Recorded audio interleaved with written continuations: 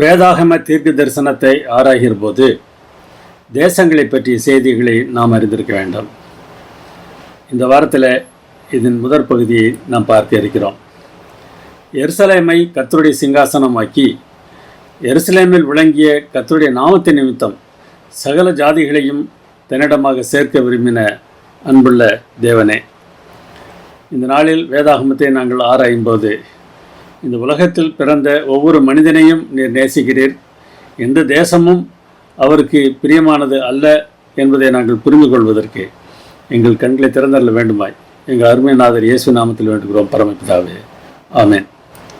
இளம்பிள்ளை வாதம் என்பதை பற்றி உங்கள் அனைவருக்கும் நன்றாக தெரியும். போலியோ என்று சொல்வார்கள் ஆங்கிலத்தில். இந்த இளம்பிள்ளை வாதம் வந்தவர்கள் கால்கள் செயலிழந்து சரியாக நடக்க முடியாமல் கஷ்டப்படுவதை நாம் அறிந்திருக்கிறோம். இதற்கான தடுப்பூசி 1955ஆம் ஆண்டு கண்டுபிடிக்கப்பட்டது. இதை கண்டுபிடித்த டாக்டர் ஜோனஸ் சாக் என்பவர். இவர் அமெரிக்க ஆராய்ச்சியாளர். இவர் இந்த தடுப்பூசியை கண்டுபிடித்த பிறகு அமெரிக்காவில் இளம்பிள்ளை வாதத்தினால் பாதிக்கப்படுகிறவருடைய எண்ணிக்கை வெகுவாக குறைய ஆரம்பித்தது.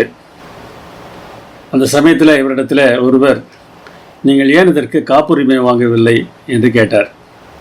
காப்புரிமை என்பது கண்டுபிடிப்பாளர் தன்னுடைய பெயரை பதிவு செய்து இந்த பொருளை நான் கண்டுபிடித்தேன் என்று பதிவு செய்து கொள்வதாகும். அப்படி பதிவு செய்துவிட்டால் அந்த மருந்தையோ அல்லது அந்த பொருளையோ இன்னொருவர் உருவாக்கி விற்க வேண்டும் என்றால் இவருக்கு பணம் கொடுக்க வேண்டும். அப்பொழுது இவர் அதிக பணம் சம்பாதிக்கக்கூடிய ஒரு மனிதராக மாறிவிடுவார். டாக்டர் ஜோன்ஸ் லாக் இடத்துல இதை பற்றி கேட்டபோது, ஆம், நான் காப்புரிமை வாங்கவில்லை. சூரிய ஒளிக்கு யாராவது காப்புரிமை வாங்க முடியுமா என்று கேட்டாராம். அதாவது சூரியனுடைய ஒளி உலகத்தில் இருக்கிற அனைவருக்கும் நன்மை பயக்கக்கூடிய ஒன்று. அதற்கு யாராவது காப்புரிமை வாங்கினால் எப்படி இருக்கும் என்று கேட்டாராம். தன்னுடைய கண்டுபிடிப்பின் மூலமாக தான் சம்பாதிக்க வேண்டும் என்பதை அல்ல, மக்கள் பயன்பெற வேண்டும் என்பதையே அவர் முக்கியப்படுத்தினார் என்பது நமக்கு தெளிவாக விளங்குகிறது. இதே போன்று எல்லா துறைகளிலும் சுயநலமாக வாழ்கிறவர்களும் உண்டு, பிறர் நலத்தோடு வாழ்கிறவர்களும் உண்டு. சுயநலத்தோடு வாழ்கிறவர்கள் தங்களுடைய நிர்வாகத்தை தாங்களே அமைத்துக் கொள்வதற்கு ஆசைப்படுகிறார்கள். தேவன் எல்லாம் அறிந்தவர், தேவன் நமக்கு நன்மை செய்ய விரும்புகிறார் என்பதை மறந்து தாங்கள் எல்லாவற்றையும் சாதிக்க முடியும் என்று நினைத்து விடுகிறார்கள். இந்த விதத்தில் சுய நிர்வாகம் செய்ய பெரிய அளவில் முயற்சி செய்த ஒரு நபரை குறித்து முதலாவதாக நாம் பார்க்க இருக்கிறோம். அவரை நிம்ரோது என்று வேதாகமம் அழைக்கிறது. ஆதி பெற்றோர் பாவம் செய்த போது ஆண்களும் பெண்களும் வேதனை அடைய வேண்டியது இருக்கும் என்று சொன்னார். நீ வேதனையோடு பிள்ளை பெறுவாய் என்று ஸ்திரீயிடம் சொன்னார். உயிரோடு இருக்கும் நாளெல்லாம் வருத்தத்தோடு அதன் பலனை புசிப்பாய் என்று ஆணிடம் சொன்னார். இந்த பூமி உனக்கு முள்ளும் குறக்கும் முளைப்பிக்கும். நீ பூமிக்கு திரும்ப மட்டும் உன் முகத்தின் வேர்வையால் நீ ஆகாரம் புசிக்க வேண்டும் என்று ஆண்டவர் சொல்லிவிடுகிறார். இது அந்த காலத்தில் மாத்திரமல்ல, இந்த காலத்திலும் இந்த பிரச்சனை நமக்கு இருக்கத்தான் செய்கிறது. நோவா கால வெள்ளத்திற்கு பிறகும் இந்த பிரச்சனைகள் இருக்கத்தான் செய்தன. அவற்றுக்கு மனிதர்கள் தங்களுடைய விதத்தில் தீர்வு காண்பதற்கு முயன்றார்கள். வாழ்க்கையை லகுவாக்குவோம் என்று சுயாட்சி நகரங்களும் வேறு வகை நிர்வாகங்களும் உருவாக்கப்பட்டன. அப்படிப்பட்ட நிர்வாகங்களை குறித்து தான் நாம் இன்றைக்கு பார்க்க இருக்கிறோம். இதை புரிந்து கொள்வது தீர்க்க தரிசனங்களை புரிந்து கொள்வதற்கு நமக்கு உதவி செய்யும். உலக நிர்வாகம் எப்படிப்பட்டது என்பதை நாம் பார்க்க வேண்டும். தேவனுக்கு மட்டுமே இந்த உலகம் சொந்தமானது. ஆனால் இந்த உலகத்தை மனிதர்கள் தங்கள் கட்டுப்பாட்டிற்குள் கொண்டு வருவதற்கு முயற்சி எடுக்கிறார்கள். இந்த அடுத்தடுத்த முயற்சிகளைத்தான் நாம் தீர்க்க தரிசனங்களில் பார்க்கிறோம். இந்த சோதனை முயற்சிகள் ஆயிரக்கணக்கான வருடங்களாக நடைபெற்றுள்ளன. ஆனால் இந்த பாவ வரலாறு ஒரு முடிவுக்கு வரும். அதற்கு பிறகு தேவன் நீதியுடன் அரசாளப் போகிறார் என்பதை தான் தீர்க்க தரிசனங்கள் வலியுறுத்துகின்றன. முதலாவது, இந்த உலகத்தின் ராஜாவாக தன்னை நிலைநிறுத்துவதற்கு இந்த நிம்ரோது முயன்றதாக வேதாகமம் சொல்கிறது.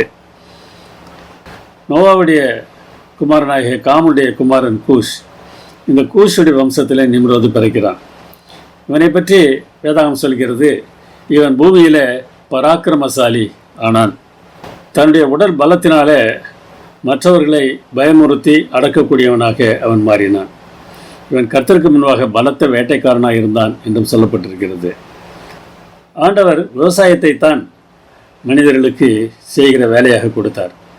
ஆனால் வேட்டையாடுகிற தொழிலை நிம்ரோது தெரிந்து கொண்டான். அவன் பலத்த மிருகங்களை வேட்டையாடக்கூடியவனாக இருந்ததினாலே மனிதர்களும் அவனுக்கு பயப்பட ஆரம்பித்தார்கள். சினையார் தேசத்தில் பாபேல், ஏரேக் போன்ற இடங்கள் அவன் ஆட்சி செய்த ஆதிஸ்தானங்கள் என்று ஆதியாகமம் 10:10 சொல்கிறது.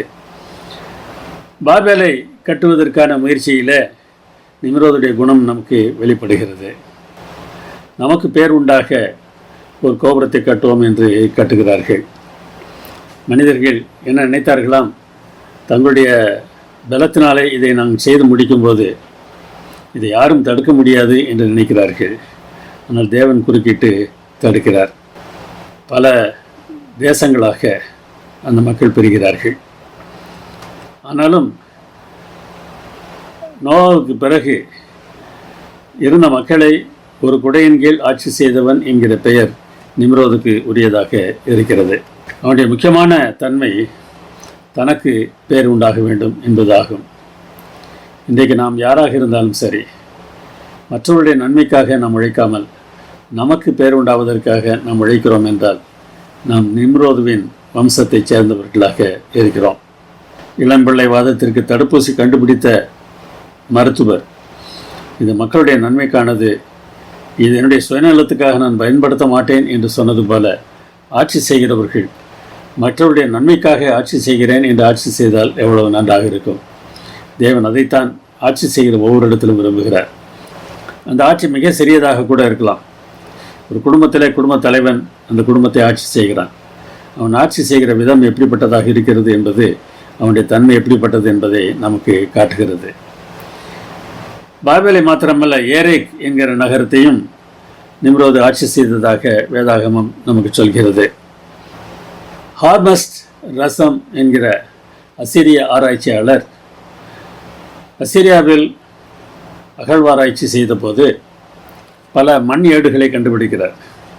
அதில் 12 மண் ஏடுகளில் கில்காமேஷ் என்கிற ஒரு மனிதனை பற்றிய வரலாறு காணப்படுகிறது. இந்த கில்காமேஷ் தான் ஏரேக்கை கட்டினதாக அங்கே குறிப்பிடப்படுகிறது. ஏரேக்கை ஆட்சி செய்தவன் நிம்ரோது என்று சொல்லப்படுவதனால இந்த கில்காமேஷ் என்று சொல்லப்படுவதும் நிம்ரோது தான் என்று பலர் கருதுகிறார்கள். இந்த கில்காமேஷ் மிகவும் கொடூரமாக மக்களை ஆட்சி செய்கிறான். அவன் கொடூரமாக ஆட்சி செய்கிறான் என்று கடவுள்களிடம் மக்கள் முறையிட்ட போது என்கிடு என்கிற ஒருவனை அனுப்புவதாகவும், ஆனால் அந்த என்கிடு கில்காமேஷோடு சண்டையிட்ட போது அந்த சண்டையில் என்கிடு தோற்ற போதிலும் கில்காமேஷ் என்கிடுவை தன்னுடைய நண்பனாக ஏற்றுக்கொள்கிறான் என்று அந்த மண்ணியேடுகள் சொல்கின்றன. பிறகு என்கிடு சாகிறான். செத்தபோது கில்காமேஷுக்கு அதிர்ச்சி உண்டாகிறது. அவன் ஒரு வெள்ளம் உண்டானதாகவும் அந்த வெள்ளத்தின் போது உயிர் தப்பிய உட்னஃபிஸ்டிம் என்பவரை பார்க்க வேண்டும் என்று அவரை தேடி அவன் சென்றதாகவும் அந்த கதை சொல்கிறது. உட்னஃபிஸ்டிம் என்பது திரும்ப வாழ்க்கையை பெற்றவர் என்கிற அர்த்தமுடைய ஒரு வார்த்தை. நோவா திரும்ப வாழ்க்கையை பெற்றவர் தானே. இந்த உட்னஃபிஸ்டிம் என்பது நோவாகத்தான் இருக்க வேண்டும் என்று சொல்கிறார்கள். நோவாவை அவன் சந்தித்த போது, நோவா, நீ கட்டாயமாக மறிக்கத்தான் வேண்டும், உலகத்தில் பிறந்த ஒவ்வொருவரும் சாகத்தான் போகிறார்கள், அது ஒரு தூக்கம்தான் என்று உட்னஃபிஸ்டிம் கில்காமேஷிடத்தில் சொன்னதாக இந்த ஏடுகள் சொல்கின்றன. வேதாகமம் கூட மரணத்தை தூக்கம் என்று தானே அழைக்கிறது. அந்த தூக்கத்திலிருந்து மனிதன் எழுப்பப்படுவது போல இயேசு கிறிஸ்துவின் வருகையின் போது நல்லவர்கள் எழுப்பப்படுவார்கள். 1000 ஆண்டுகளுக்கு பிறகு தீயவர்கள் எழுப்பப்படுவார்கள். அது வரைக்கும் மனிதன் தூங்கி கொண்டிருக்கிறான் என்பதுதான் வேதாகமம் சொல்கிற உண்மை. இந்த மணியேடுகள் கூட அதைத்தான் பேசுகின்றன. கில்காமேஷ் இடத்துல உட்னஃபிஸ்டிம் சொன்னாராம், நீ 1 வாரம் தூங்காமல் இரு.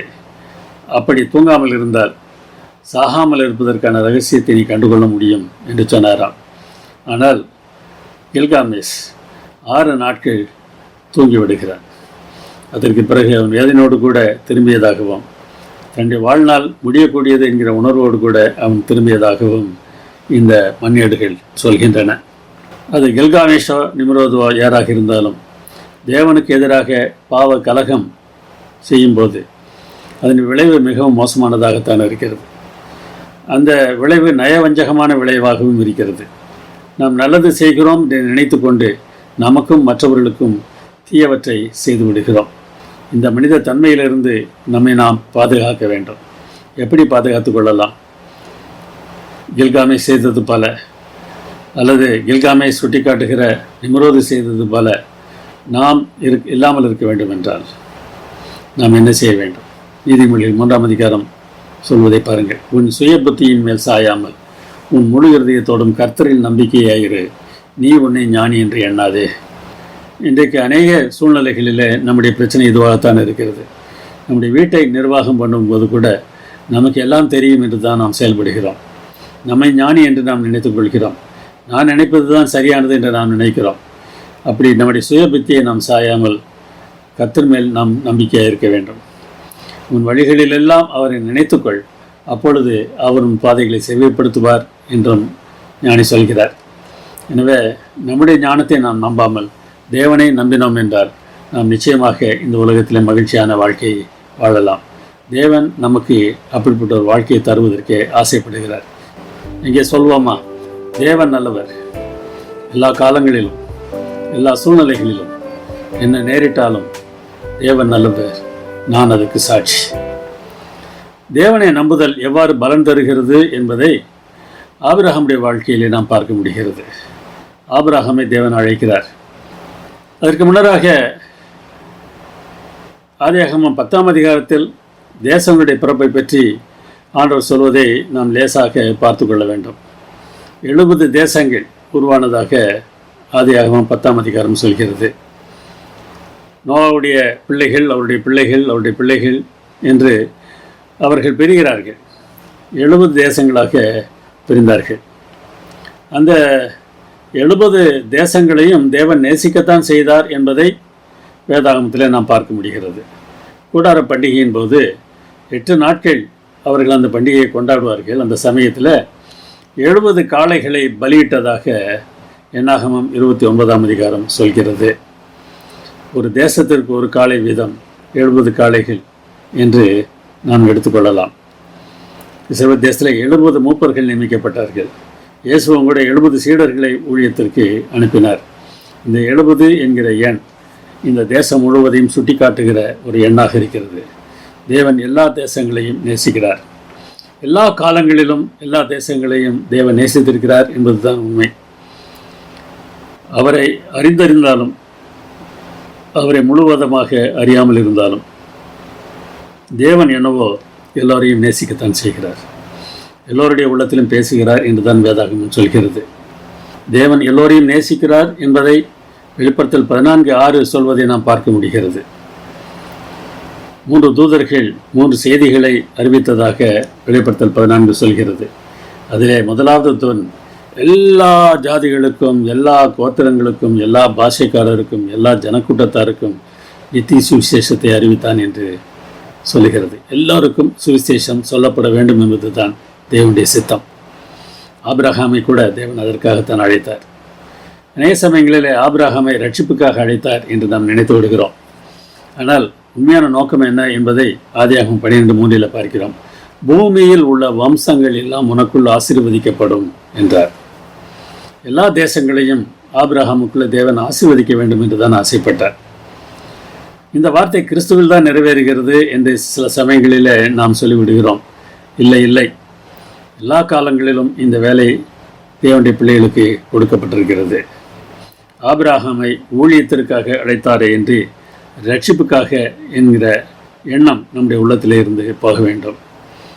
அவர்கள் கானான் தேசத்துக்கு புறப்பட்டு போய் கானான் தேசத்தில் சேர்ந்தார்கள் என்று ஆபிரகாமுடைய குடும்பத்தை பற்றி நாம் வேதாகமத்தில் வாசிக்கிறோம். கானான் தேசத்து மக்களுக்கு முன்னராக அவர் ஒரு சாட்சியாக வாழ வேண்டிய சூழ்நிலை ஏற்பட்டது. அப்படி வாழ்ந்தபோது தேவனுடைய குணத்தை ஆபிரகாம் முற்றிலுமாக கண்டு கொண்டார்.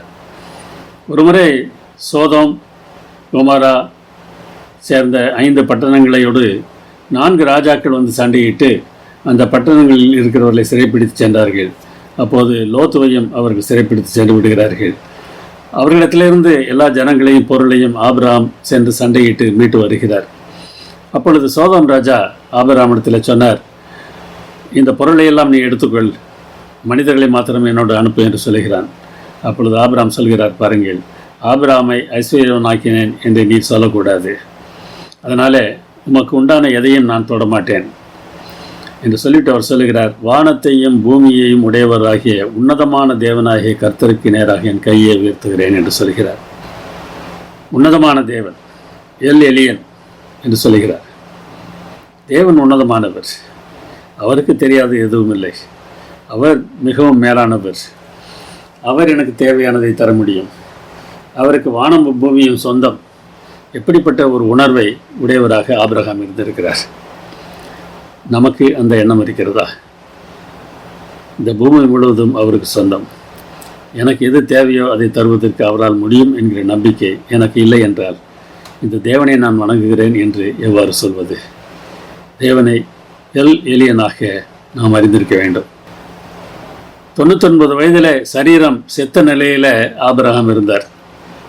அப்பொழுது ஆண்டவர் ஆபிரகாமிடத்தில், நான் சர்வ வல்லமையுள்ள தேவன் என்று சொன்னார். எல் ஷடாய், சர்வ வல்லமையுள்ளவர், என்னால் முடியாத காரியம் எதுவும் இல்லை என்று சொல்கிறார்.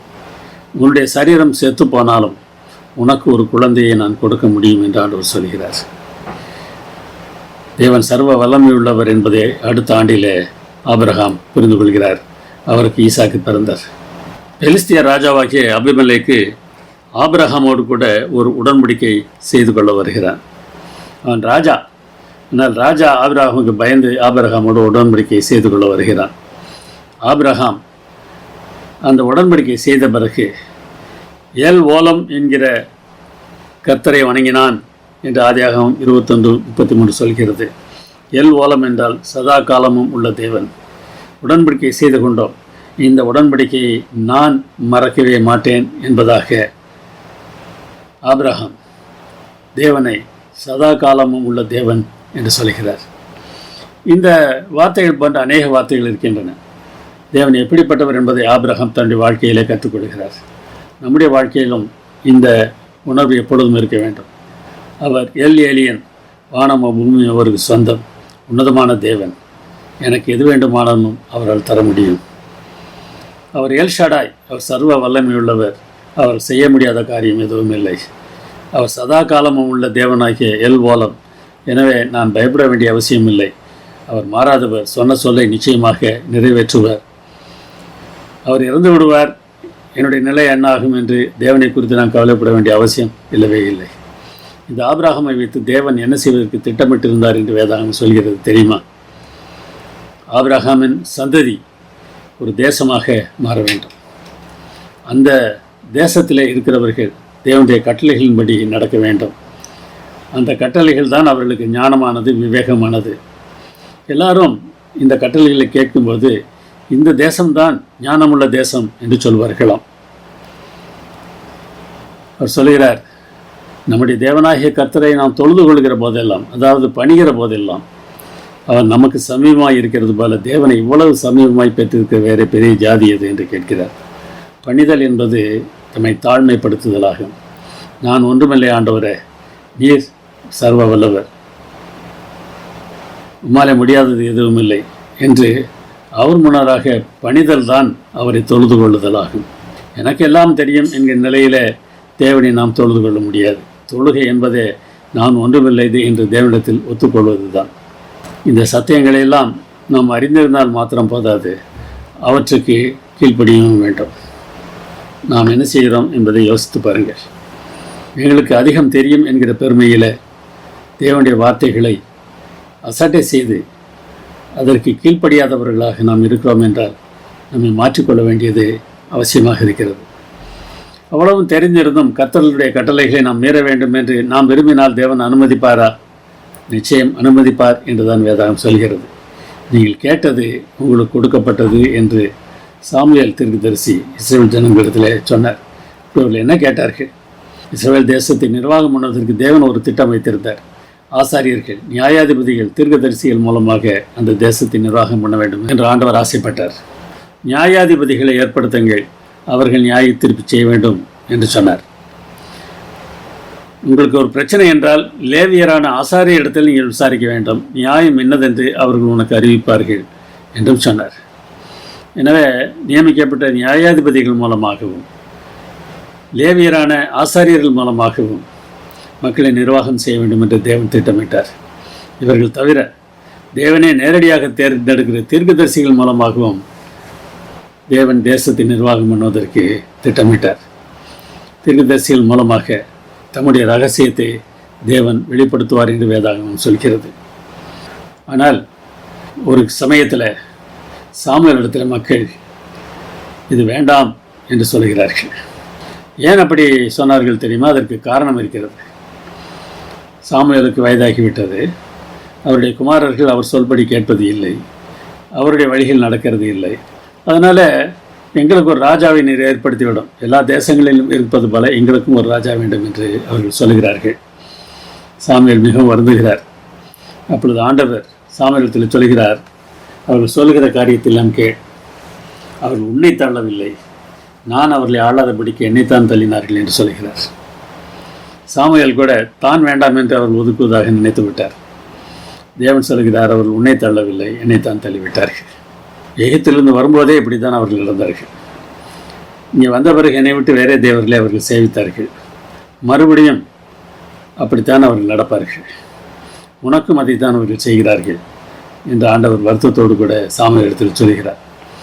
அவர்கள் சொல்வதை கேள், ஆனாலும் ராஜா எப்படி இருப்பான் என்கிறதை பற்றிய உன்னுடைய கருத்தை அவர்களுக்கு சொல்லிவிடு என்று சொல்கிறார்.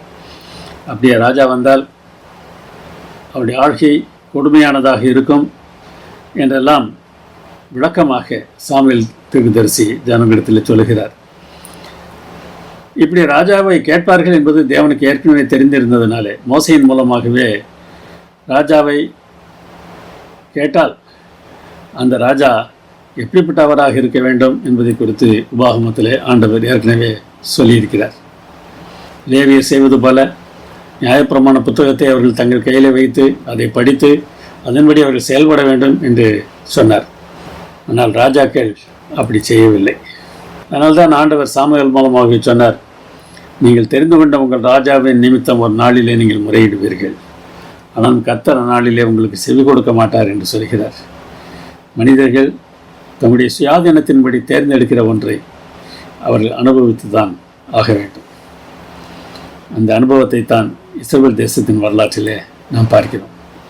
ஒரு ராஜா எப்படிப்பட்டவராக இருந்தாலும் நியாயப்பிரமாண புத்தகத்தை பார்த்து தேவ சித்தத்தை புரிந்து கொண்டு நிர்வாகம் பண்ணினால் அந்த நிர்வாகம் நல்லதாகத்தான் இருக்கும். ஆனால் எல்லாரும் அப்படி இல்லை. மிகவும் நல்ல ராஜாக்கள் கூட பல சமயங்களில் தேவனுடைய வார்த்தையை புறந்தள்ளி விடுகிறார்கள். தேவ சித்தத்தை ஏற்காத அதிகாரிகள் பொதுவாக எப்படி இருப்பார்கள்? அதையும் இயேசுவானவர் தாங்க ஒரு முறை சொல்கிறார். புரஜாதியாருடைய அதிகாரிகள் எப்படி ஆளுகை செய்கிறார்கள்? இதை தம்முடைய சீடரிடத்தில் அவர் சொல்லுகிறார். அவர்கள் செய்த தவற்றை நீங்கள் செய்யக்கூடாது என்றும் அவர்களிடத்தில் சொல்லுகிறார். ஒரு முறை 12 சீடர்களை 2 பேர் யோவானும் யாக்கோபும் இயேசுவிடத்தில் வந்து, எங்களில் ஒருவர் உமது வலதுபுறத்திலும் அடுத்தவர் இடதுபுறத்திலும் உட்கார வேண்டும் என்று கேட்கிறார்கள். மற்ற 10 பேருக்கும் அதை கேட்டு எரிச்சல் உண்டாகிறது. அவர்கள் ஏன் அப்படி கேட்டார்கள்? மற்றவர்களுக்கு ஏன் எரிச்சல் உண்டாயிற்று? உலகத்தை போல அதிகாரத்தை அவர்கள் எடுத்துக்கொண்டார்கள். தங்களுக்கு அதிகாரம் இருந்தது என்றால் தங்களுக்கு மதிப்பு என்று நினைத்தார்கள். அவர்களுக்கு மட்டுமா மதிப்பு என்று அடுத்த 10 பேரும் வேதனைப்படுகிறார்கள். அப்பொழுது இயேசு அவர்களை பக்கத்தில் வர சொல்லி அவர் சொல்லுகிறார், புரஜாதியாருடைய அதிகாரிகள் அவர்களை இருமாப்பாய் ஆளுகிறார்கள், புரஜாதியாரிலே பெரியவர்கள் அவர்கள் மேல் கடினமாய் அதிகாரம் செலுத்துகிறார்கள். இந்த எண்ணம்தான் இந்த சீடர்களுக்கும் இருந்தது. நிர்வாகம் என்றால் நாம் இருமாப்பாக இருக்கலாம், நாம் சொல்வதை மற்றவர்கள் அப்படியே கேட்க வேண்டும் என்றெல்லாம் அவர் நினைத்தார்கள். இது நிர்வாகம் பற்றிய சீடர்களுடைய தவறான கருத்து. இந்த கருத்து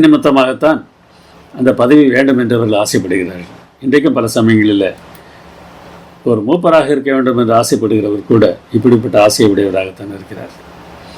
ஆண்டவர் சீடத்தில் என்ன சொன்னார்? உங்களுக்குள்ளே அப்படி இருக்கக்கூடாது. உங்களில் யாராவது பெரியவனாக இருக்க விரும்பினால் அவன் மற்றவர்களுக்கு பணிவிடைக்காரனாக இருக்க வேண்டும். யாராவது முதன்மையாக இருக்க விரும்பினால் அவன் ஊழியக்காரனாக இருக்க வேண்டும். இந்த அடிப்படையில் நிச்சயமாக பெரியவர்களாவதற்கு, முதல்வராக ஆவதற்கு அநேகர் விருப்பப்பட மாட்டார்கள். மற்றவர்களுக்கு அவன் வேலைக்காரனாக இருக்க வேண்டும். இன்றைக்கு சாதாரண வேலையை செய்வதற்கு அநேகருக்கு பிரியமில்லை. திருச்சபையில் கூட முன்னாலே போய் நின்று பேசுவதற்கு இருக்கிற ஆர்வம் பலருக்கு அடிப்படையான வேலையை செய்வதில் இருப்பது கிடையாது. ஒரு ஆலயத்தை சுத்தப்படுத்த வேண்டும் என்றால் அதை அவன் பார்த்து கொள்ளட்டும் என்று விட்டு விடுகிறார்கள்.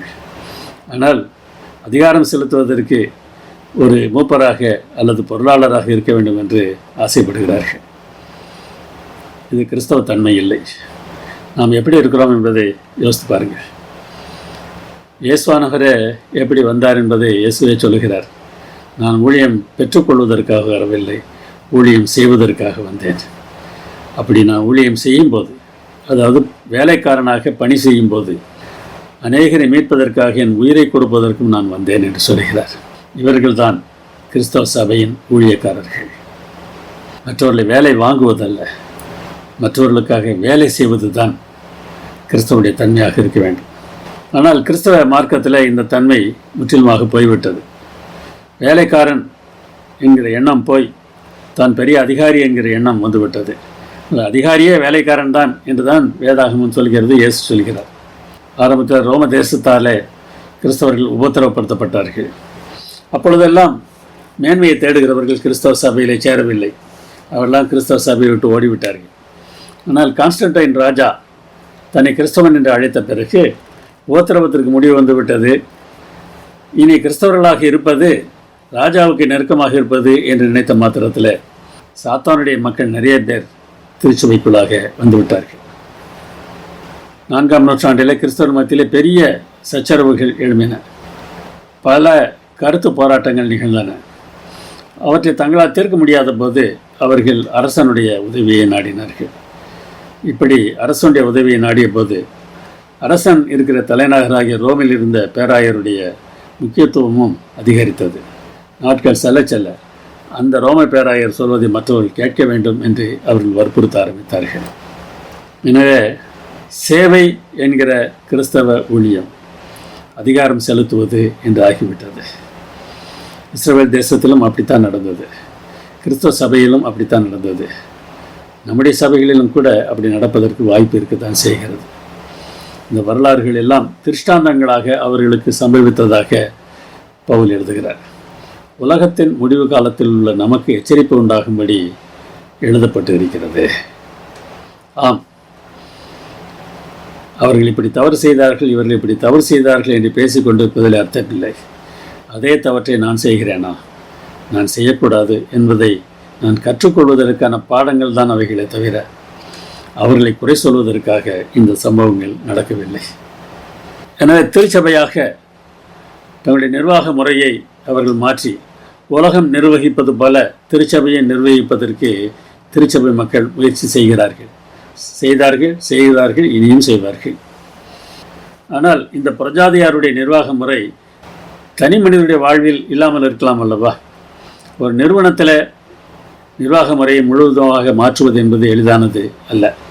அதைத்தான் நாம் ரோம சபையின் அனுபவத்திலே பார்க்கிறோம். ஆனால் தனி மனிதர்கள் எல்லா இடங்களிலும் தேவனுடைய பிள்ளைகள் இருக்கிறார்கள் அல்லவா?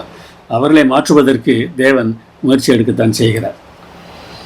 பிரஜாதியார்களுக்கு ஒளியாக தேவன் செயல்படுகிறதையும் வேதாகமம் நமக்கு சொல்கிறது. இஸ்ரவேல் தேசத்தை தேவன் ஸ்தாபித்ததற்கு ஒரு நோக்கம் இருந்தது. உலகத்தில் உள்ள எல்லா மக்களையும் ரட்சிக்க வேண்டியது தான் இஸ்ரவேலுக்கான நோக்கம். ஆனால் அவர்கள் அதை மறந்து விட்டார்கள்.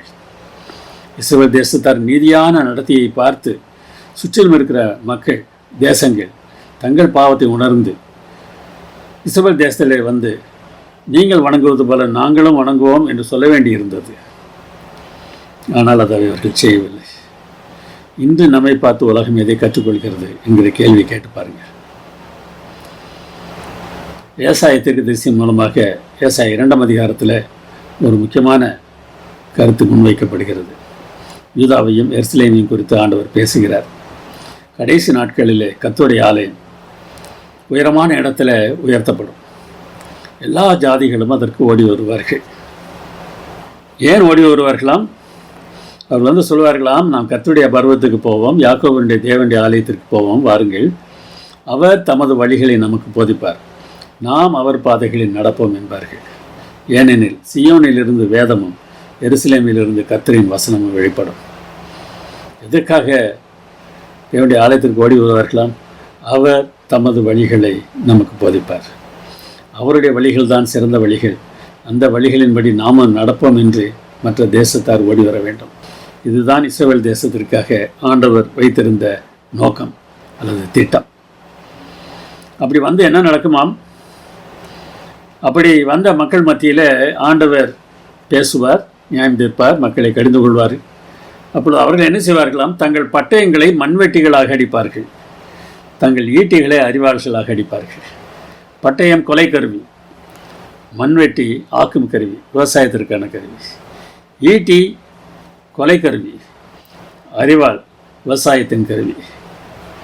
ஜாதிக்கு விரோதமாக ஜாதி பட்டயம் எடுப்பதில்லை, இனி அவர்கள் யுத்தத்தை கற்பதும் இல்லை. இஸ்ரவேல் தேசத்திற்கு ஆண்டவர் வைத்திருந்த பெரிய நோக்கம் என்ன என்பதை பாருங்கள். இஸ்ரவேல் தேசம் பட்டயங்களை அல்ல, மண்வெட்டிகளையும் ஈட்டிகளை அல்ல, அறிவாள்களையும் எடுக்கும்போது மற்ற ஜனங்களும் அதை செய்வார்கள். தேவனுடைய வழி இதுதான் என்பதை புரிந்து கொள்வார்கள். நாம் என்ன செய்கிறோம்? நாம் பட்டயத்தை எடுக்கிறோமா, மண்வெட்டியை எடுக்கிறோமா? நாம் ஈட்டியை எடுக்கிறோமா, அறிவாளை எடுக்கிறோமா? பல சமயங்களில் நாம் மண்வெட்டிகளை பட்டயங்களாக அடிக்கிறோம், அறிவாளிகளை ஈட்டிகளாக தீட்டுகிறோம். இதுதான் தேவனுடைய திட்டம் என்று சொல்லிவிட்டு ஆண்டவர் வருத்தத்தோடு அடுத்து சொல்கிறார், யாக்கோபின் வம்சத்தாரே, கர்த்தரின் வெளிச்சத்திலே நடப்போம் பாருங்கள். யாக்கோபின் வம்சத்தார் என்ன செய்தார்களாம்? அவர்கள் கீழ்த்திசையாரின் போதகத்தால் நிறைந்து பெலிஸ்தியரை போல நாள் பார்க்கிறவர்களாக இருந்து அந்நிய புத்திரர் மேல் பிரியப்படுகிறார்களே.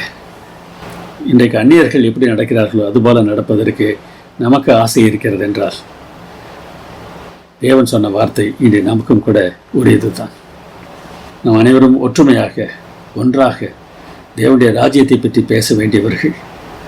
நமக்குள்ளாக எதற்காக சண்டை? நமக்குள்ளாக எதற்காக வேற்றுமை?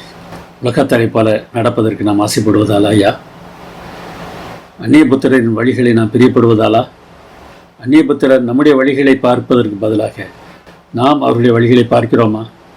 யோசித்து பாருங்கள். நமது காலத்தில் நமக்குரிய வேலை என்ன என்பதை நாம் உணர்ந்திருக்க வேண்டும். ஏற்கனவே நாம் பார்த்தது போல வெளிப்படுத்தல் 14:6 சொல்கிறது, உலகத்தார் அனைவருக்கும் சுவிசேஷத்தை அறிவிக்கிற வேலை என்னுடைய வேலை. ஒரு தூதன் மிகுந்த அதிகாரத்தோடு பூமிக்கு வந்ததாகவும் அவனுடைய மகிமையினால் பூமி பிரகாசமாயிற்று என்றும் வெளிப்படுத்தல் 18:1 சொல்கிறது. மகிமையினால் பூமி பிரகாசமாகுதல் என்றால் அதனுடைய அர்த்தம் என்ன? மகிமை என்பது தேவனுடைய குணம் பற்றிய வெளிச்சமாகும். தேவனுடைய குணத்தை சாத்தான் தவறாக சுட்டி காட்டுகிறான். தேவனுடைய குணம் சரியான முறையில் மற்றவர்களுக்கு வெளிப்பட வேண்டும். அந்த வெளிச்சத்தினாலே பூமி பிரகாசமாக வேண்டும்.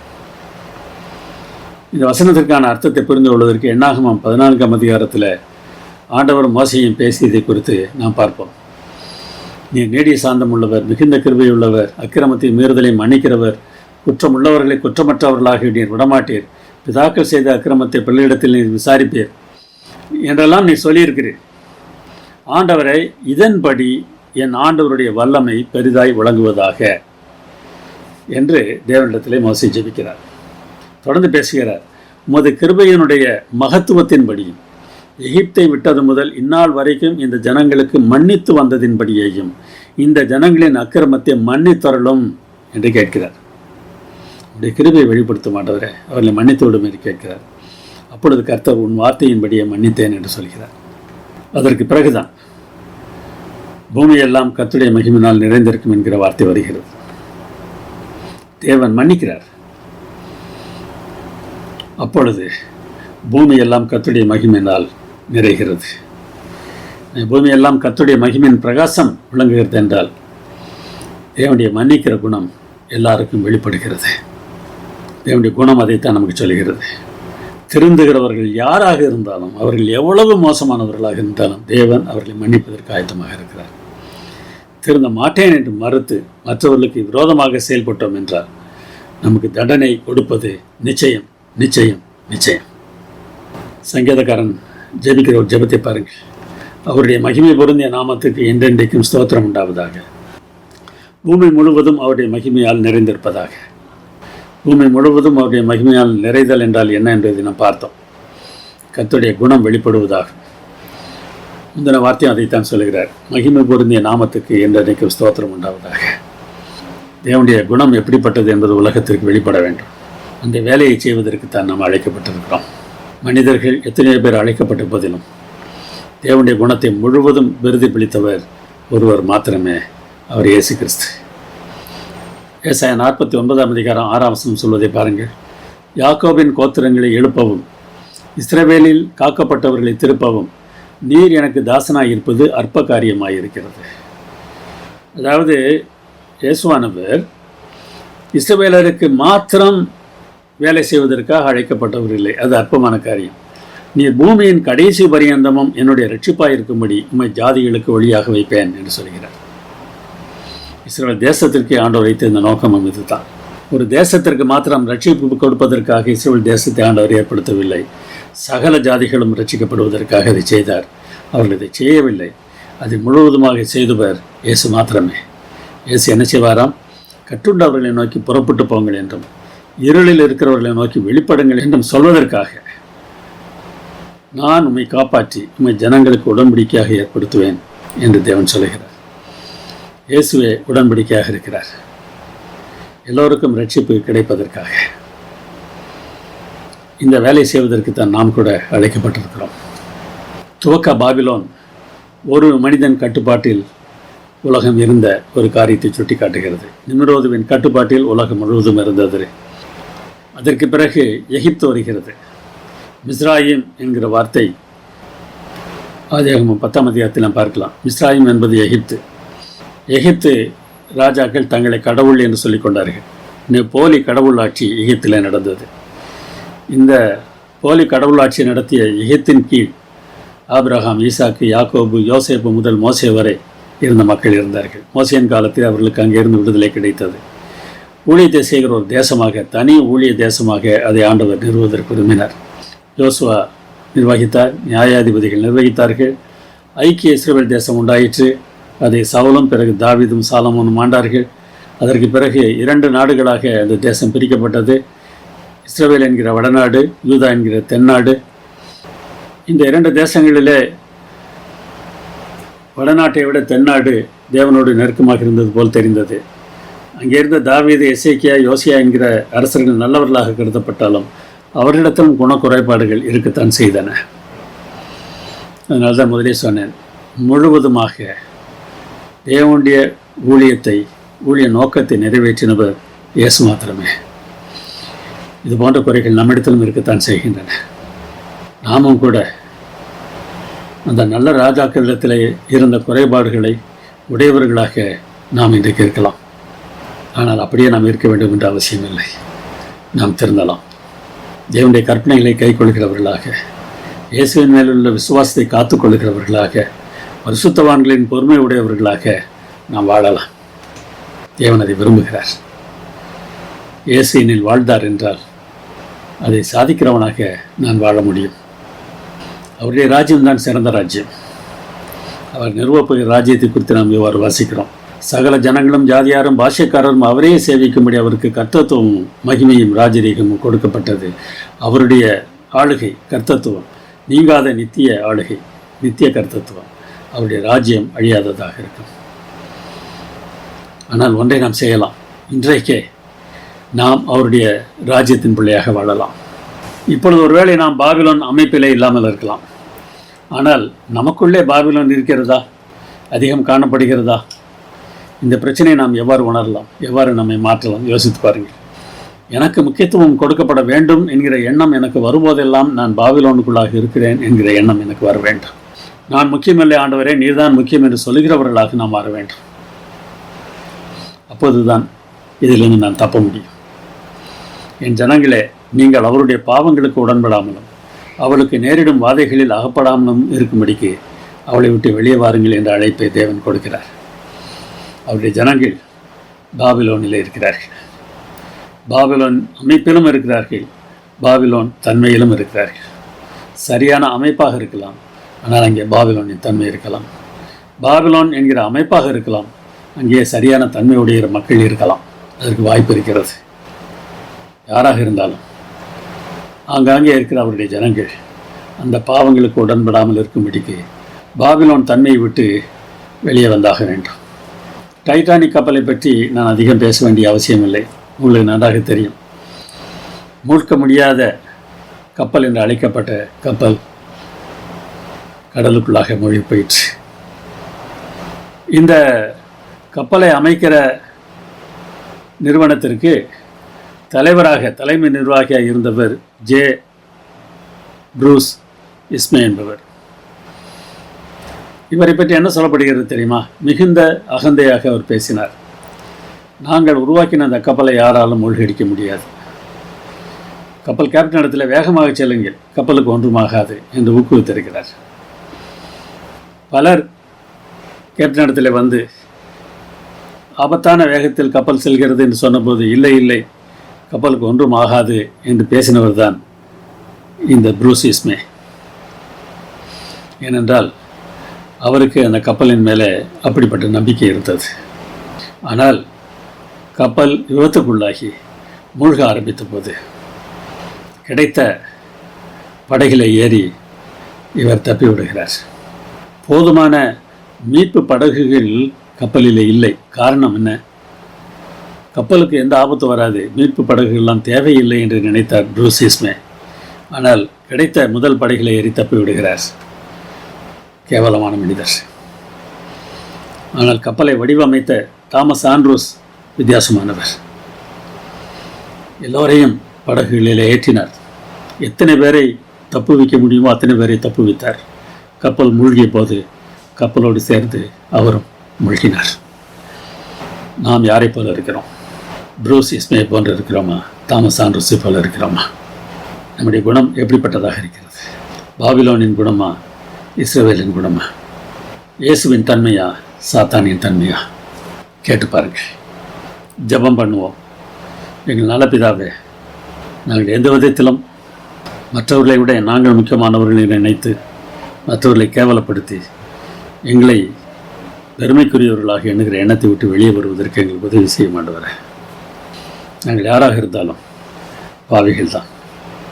பாவத்தன்மையினாலே நாங்கள் அழிந்து போவதற்கு வாய்ப்பு இருக்கிறது என்பதை உணர்ந்து இயேசுவின் தன்மையை எங்களுடைய வாழ்க்கையில் பிரதிபலிப்பதற்கு உதவி செய்யும். எங்கள் அருமையானவர் இயேசுவின் நாமத்தில் வேண்டுகிறோம் பரமபிதாவே. ஆமென்.